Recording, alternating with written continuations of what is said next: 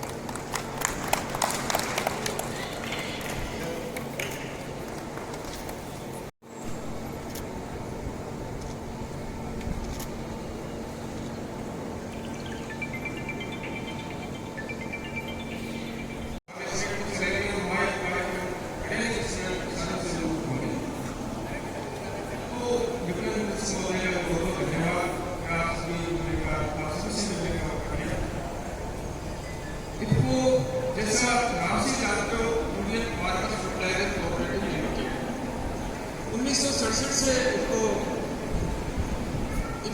इसको इंग्लिश में हिंदी में अनुवाद करें तो भारतीय किसानों की उर्वरक सहकारी संस्था। तो ये आप लोगों की संस्था है, ये किसी कोई सेफ्टी संस्था नहीं है, कोई व्यक्ति की संस्था नहीं है। ये सहकारिता से जुड़े हुए सभी जो भारतीय किसान हैं पूरे देश में उनकी बनाई हुई एक संस्था है और ये किसानों के लिए काम कर रही है। पिछले 54 साल से किसानों के लिए काम कर रही है। राजस्थान में अपन देखें तो राजस्थान में लगभग 20 लाख टन यूरिया बिकता है पूरे साल में और 7-8 लाख टन DAP, NPK और अन्य जो फास्फोरस वाले खाद हैं वो बिकते हैं। इनमें इनको की जो शेयर है वो लगभग दोनों में ही यूरिया चाहे देख लो चाहे फास्फेटिंग वाले देख लो लगभग 25% इससे हिस्सेदारी इनको की है पूरे राजस्थान में और इतनी पूरे देश में भी है। तो कहने का मतलब ये है कि अगर आप हमारे पूरे राजस्थान में भारत में देखें तो 4 कट्टों में से अगर देखें तो 1 कट्टा का बिकता है, मतलब 100 में से 25% हिस्सेदारी इनको की है और लगातार इनको पिछले 54 साल से हमारे जो किसान भाई हैं उनको DAP किया तो आपूर्ति कर ही रहा है। साथ में समय तक किसान भाइयों के लिए अन्य उत्पाद जैसे बड़े रासायनिक दवाइयाँ हैं, उन्नत किस्म के बीज हैं या कीटनाशक दवाइयाँ करने वाली ये दवाइयाँ ये समय पे हमारे पूरे भारतवर्ष के किसान भाइयों की तरफ से किसान प्रतिनिधियों की तरफ से सहकारिता के प्रतिनिधियों की तरफ से जब भी मांग आई समय पे ये सारे उत्पाद इनको लेकर के आया और हमारे किसानों ने किसान भाइयों को सहकारिता के माध्यम से वितरण की व्यवस्था की। ये अच्छी क्वालिटी के सारे उत्पाद और उचित कीमत पर हमारे किसान भाइयों को अलग अलग समय के हिसाब से जैसे दवाइयाँ आई तो पिछले 8-10 साल से दवाइयाँ दे रहे हैं, जल में घोल के छिड़कने वाले खाद हैं ये आपूर्ति कर रहे हैं। अभी जैव उर्वरक है ये पहले पाउडर फॉर्म में आते थे जिससे हम 4 साल से लेकर के आए जिससे ज़्यादा समय तक टिक पाते हैं, जल्दी खराब नहीं होते हैं।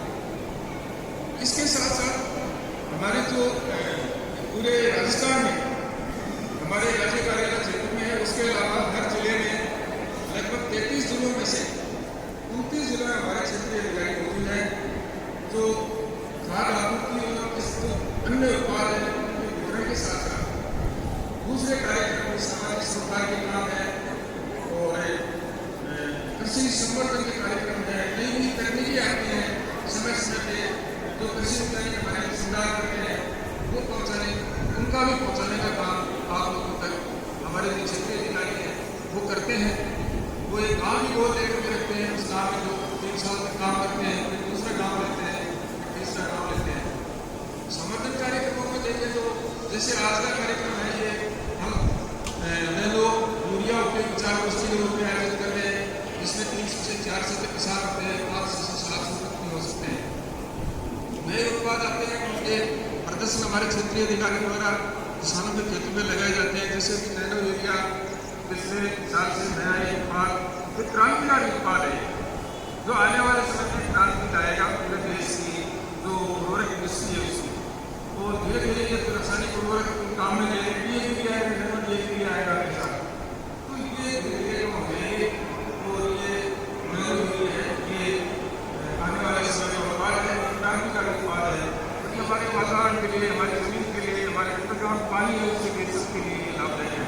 इसके बारे में विस्तृत चर्चा हमारे विपणन निदेशक महोदय करेंगे, मैं ध्यान नहीं दूंगा। तो ये सारे उत्पाद हम समय समय पर आपको हमारे मीडिया परिषद के माध्यम से दे रहे हैं। इनके प्रदर्शन लगा के इनके क्या फायदे हैं, कैसे इनको देना है, किस समय देना है, कितनी मात्रा में देना है, ये प्रदर्शन के माध्यम से हमारे सभी अधिकारी आप तक जानकारी पहुँचाते हैं। छोटे छोटे गाँव में किसान सभाएं करके ये भी जानकारी आपको समय समय पर देते रहते हैं। इसके अलावा और भी कई जगह कार्यक्रम सामाजिक सरकार के कार्यक्रम जैसे लंबी बीमारी चल रही है में, तो इससे भी पुस्तकें हमारे क्षेत्रीय विभाग में अलग अलग जिलों में समय समय पर लगाए हैं। हालांकि इस बीमारी का कोई का इलाज नहीं है, फिर भी इस बीमारी के उसके ज़्यादा पैसा नहीं हो, उसको कैसे आराम मिले, अगर ये उसको टाइम पे जितना रहता है तो मुझे धीरे धीरे आराम शुरू हो जाता है। फिर इसमें हमारे किसान भाइयों को शामिल हो रहा है। ये है नीम के वृक्षारोपण है। पिछले 5-7 साल से हम नीम के वृक्षारोपण के कार्यक्रम भी अलग अलग गाँव में हमारे जो सरकारी संस्थान है, हमारी सरकारी समितियाँ हैं, हमारे स्कूल हैं, हॉस्पिटल हैं, वहाँ नीम के प्रोग्राम ये जो पौधे हैं ये हमारे प्रत्येक क्षेत्रीय अधिकारी 2,500 से 3,000 पौधे हर जिले में लगा रहा है। तो एक पर्यावरण को सुधारने का काम ये करना है। जिम्मेदारी दी और हमने पूरे राजस्थान में गेहूं, चना, सरसों और ज्वार, बाजरा ये सारी फसलों के हमने उन्नत किस्म के बीज पैदा कर रहे हैं। वर्तमान में हम लोग कोटा, उदयपुर और बीकानेर में कर रहे हैं और हमारा संकल्प है कि अच्छे से अच्छा बीज हमारे बीच में कुछ हमारे फ्रेंचाइजी भी बैठे हैं, उनसे बहुत फीडबैक मिलता है कि हमारे किसान भाइयों के लिए उच्च गुणवत्ता का बीज मिल रहा है। तो ये सारी देन आदमी योगेश है और हमारे एमडी साहब का है। हम पूरा ध्यान रख रहे हैं कि अच्छा से अच्छा बीज आपके पास आए, क्योंकि खेती ही हमारा रोजगार है और वो भी खेती से जुड़ करके अगर हम उसको उपयोगी बना पाएंगे ये हमारे लिए साबित होगा। एक बार पुनः ज़्यादा समय नहीं लूँगा, आप लोग थोड़े से आए हुए हैं, एक बार पुनः समाचार सेफ्टी दे पूछनी चाहिए। तो मैं सबसे पहले जैसे अपने कृषि विभाग की बात करूँ, सिंचाई पाइपलाइन होंगे सभी जरूरत पड़ती रहती है। तो सिंचाई पाइपलाइन में सरकार की तरफ से आपको पहले 150 मीटर और 50 मीटर वाले पाइप में यहाँ पे मेवाड़ी को ज़्यादा समय लगेगा, लेकिन से लोगों ज़्यादा किसान सारे बच्चे हैं तो उसमें 35 मीटर और 50 मीटर एक किसान को 15,000 रुपये। तो इस बार सरकार ने आप बनाने के कृषि विभाग का अलग से बजट पेश किया था। छोटे किसान जिनके लिए कम जमीन है उनके लिए 30,000 रुपये एक्स्ट्रा कर दिए, 18,000 रुपये हो गए। तो एक किसान को अधिकतम 18,000 रुपये तक बिल लगाओगे, गाइडलाइन का हो चाहे आगे एसडीपी का हो चाहे पीवीसी का हो, उसको आप 15,000 और छोटे किसान को 18,000 रुपये। ऐसे आपके कृषि यंत्र है जो ट्रैक्टर से चलने वाला सारे कृषि यंत्र, चाहे आपके सीडवेल हो, आपके रोटावेटर हो, थ्रेशर हो, डिस्प्लो हो, मोहब्लो हो, ट्रॉली और ट्रैक्टर को छोड़ के जितने भी यंत्र है ट्रैक्टर से चलने वाले सभी को उपकरण लाने में लागत का होगी जो बिल लगाओगे उससे 40%, जो सामान्य किसान है उनका 40%, और जो SC, ST लोग सीमांत और महिला किसान के लिए 50%। अलग अलग यंत्र अलग अलग बनाने में किसी को 40,000, किसी को 50,000, 30,000 बिल की लागत के हिसाब से 50 और 40%। इसके अलावा जो आपने लोहे छाटी मशीनें बैठने वाली इसके ऊपर भी आपका 3,000 और 4,800। कोई SC, ST लोग सीमांत जो छोटे किसानों के लिए 50% और सामान्य किसानों के लिए 40%।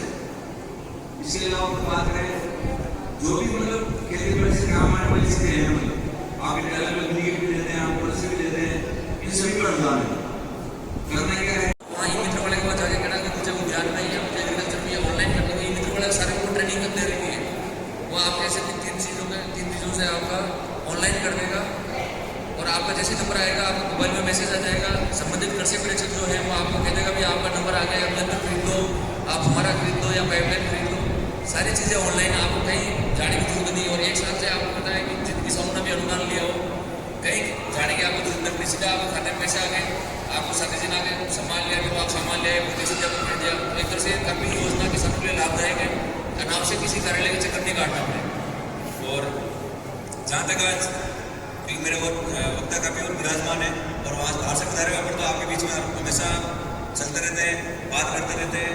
मैं योगेंद्र सर का थोड़ा ध्यान आकर्षित करना चाहूँगा। वैसे किसानों का काफ़ी वरिष्ठ वैज्ञानिक भी हैं और उनका बड़ा अनुभव है। ऐसे हमारे दीक्षित जी IFFBC के और निदेशक हमारे बीच में हैं, डालन चंद जाट साहब, पहली बार भी कर्मठ व्यक्तित्व है और यहाँ के प्रधान भी हैं। धन्यवाद देता हूँ, उन्होंने मुझे आमंत्रित किया, इसके लिए उनका आभार व्यक्त करता हूँ।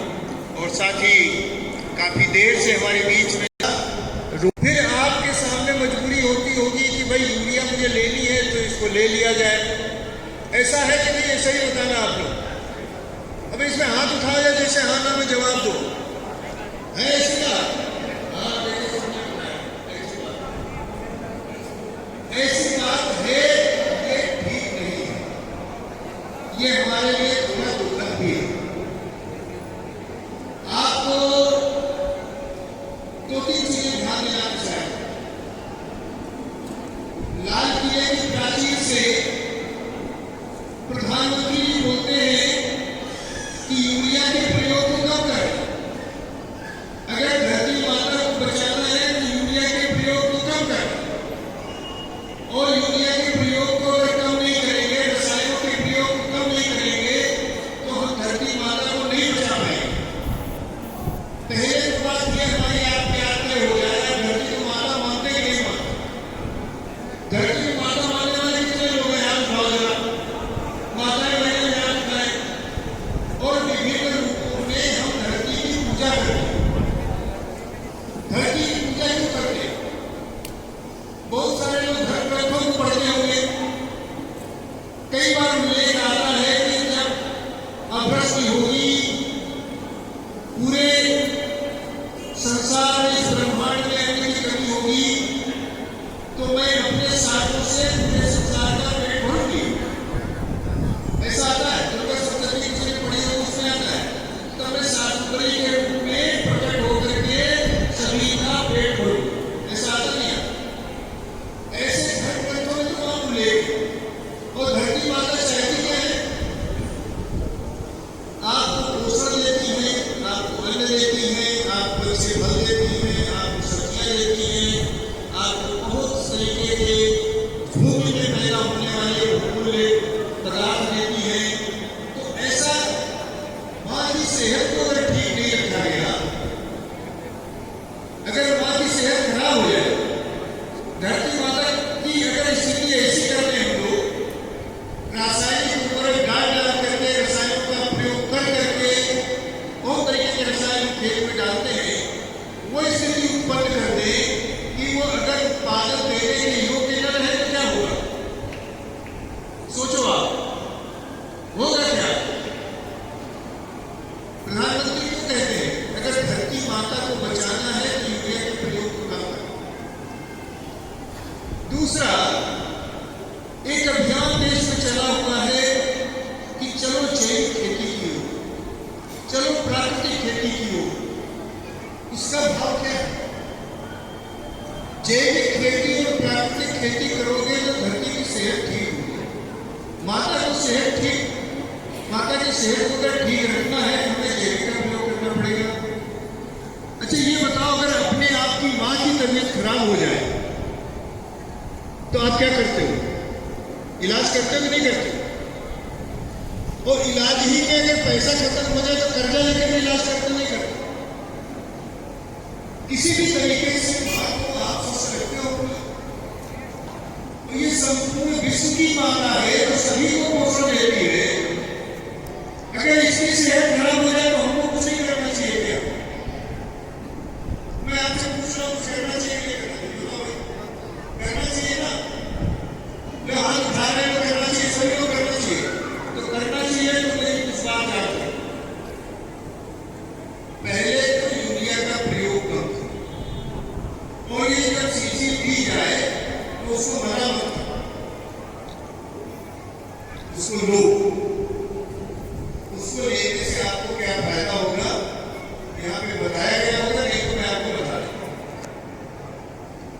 ये 240 रुपए का मिलेगा, ठीक है?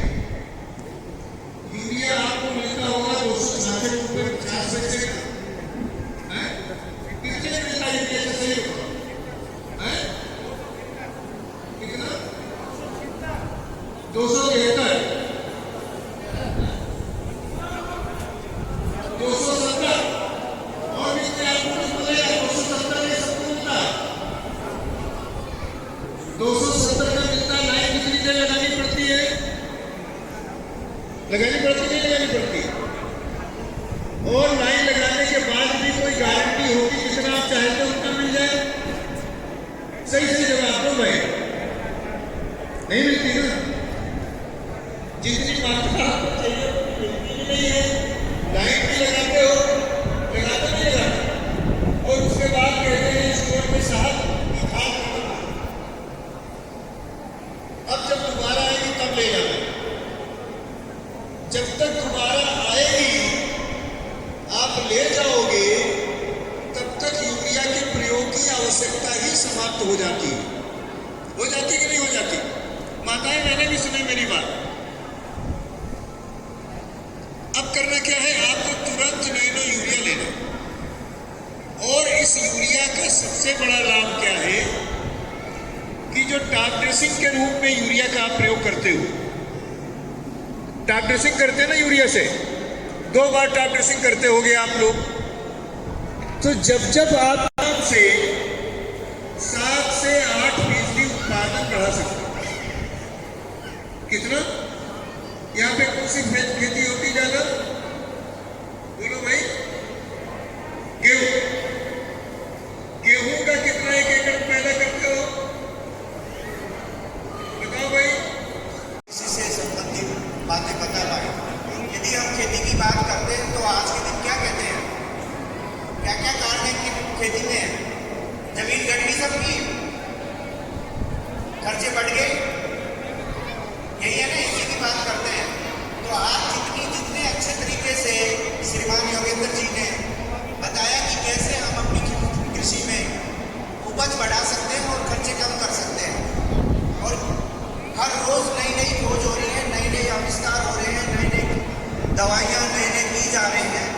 तो यदि हमें अपनी खेती को लाभप्रद बनाना है तो उसमें जो भी बदलाव आ रहे हैं उन बदलाव को लेके आना है, और उसी के लिए ये सब काम हो रहे हैं। जितने भी अधिकारी सब बैठे हैं ये आप सबकी भलाई के लिए बैठे हैं। और जैसा कि मैं महाराणा प्रताप कृषि प्रौद्योगिकी विश्वविद्यालय उदयपुर से आया और उसी का एक केंद्र आपने चित्तौड़, हमारा केवी के कृषि विज्ञान केंद्र आपके से कुछ लोग जाते होंगे। तो ऐसे ऐसे हमारे पास पूरे संभाग में हमारी यूनिवर्सिटी के पास 8 कृषि विज्ञान केंद्र हैं जिनके द्वारा हम कृषकों की जितनी भी समस्याएं क्षेत्र में आ रही है उनका समाधान करने की कोशिश करते हैं। और कल हमारे सभी कृषि विज्ञान केंद्रों में एक प्रोग्राम हुआ था और उसके लिए मैं इनको का आभार व्यक्त करना चाह रहा हूँ कि आपके द्वारा पूरे राजस्थान में नहीं पूरे भारत में सब्जियों के बीज वितरित किए गए, लाखों के संख्या में बीज के पैकेट बांटे गए। और यदि हम कृषि में यदि हमें उपजाऊ बनाना है, अपने आप को आमदनी बढ़ानी है, तो कृषि में बागवानी को लेके आना है। अभी हमारे डॉक्टर जलवानिया ने बताया होगा आपकी बात आपको कि कैसे हम अपनी आमदनी बढ़ा सकते हैं बागवानी फसलें अपना के। और बागवानी से आमदनी के साथ साथ आज सुबह ही मैं दैनिक भास्कर में खबर पढ़ रहा था, उसमें लिखा है कि हमारे राजस्थान की जो बच्चियां हैं 15 से 19 साल की जो बच्चियां हैं उनमें 60% बच्चियों में खून की कमी है। वो एक सबसे बड़ी चिंता की जो बात है वो ये है, बैठो आप मेरे ख्याल भोजन का टाइम हो गया इसलिए सुनने में आनंद नहीं आ रहा, लेकिन ये है कि 60% यदि हमारी बालिकाएं कुपोषित होंगी तो हमारा भविष्य क्या होगा? हमारे बच्चे जितने भी होंगे आने वाले वो सब कमजोर होंगे, और यदि बच्चे कमजोर होंगे तो हमारा देश सबसे पहले क्या कहा गया है? पहला निरोगी काया। यदि हम बीमार होंगे तो हम एक अच्छे नागरिक नहीं हो सकते, एक अच्छा हम उत्पादन नहीं ले सकते, एक अच्छे किसान नहीं हो सकते।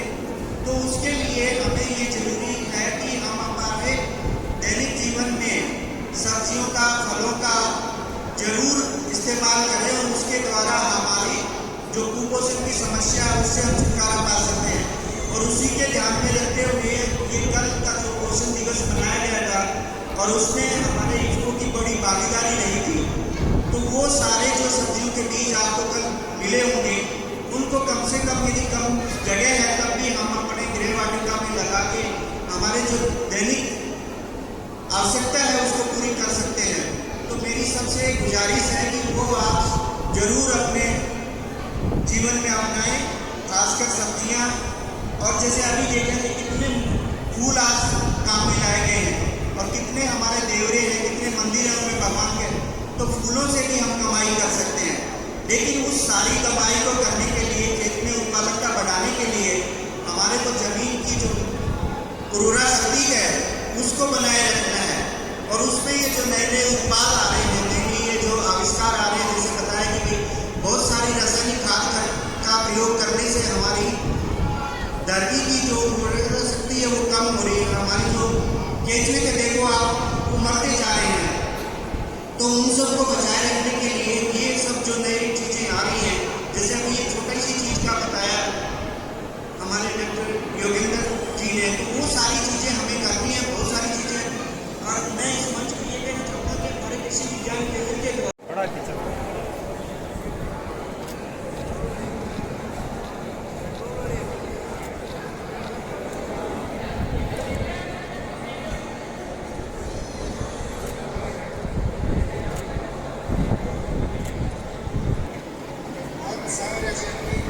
पावन धरा पे आयोजित नैनो यूरिया उपयोग विचार गोष्ठी में आप एक बार जय समझ ऐसे जय बोलना तो जय बोलो से बोल के से सावरा से की आज कार्यक्रम में बुलाए समान सभी अधिकारियों माननीय निर्देशक महोदय श्रीमान Yogendra Kumar ji, director extension doctor Bashir, IPC के डायरेक्टर श्रीमती लीलावत, आईपीसी के डायरेक्टर साहब श्रीमान नारायण जी का, स्टेट मार्केटिंग मैनेजर प्रोफेसर श्रीमान किशन सिंह जी,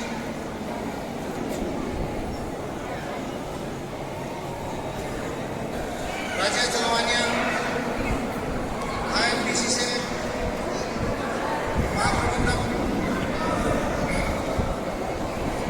डॉक्टर आर.के.एस. यादव,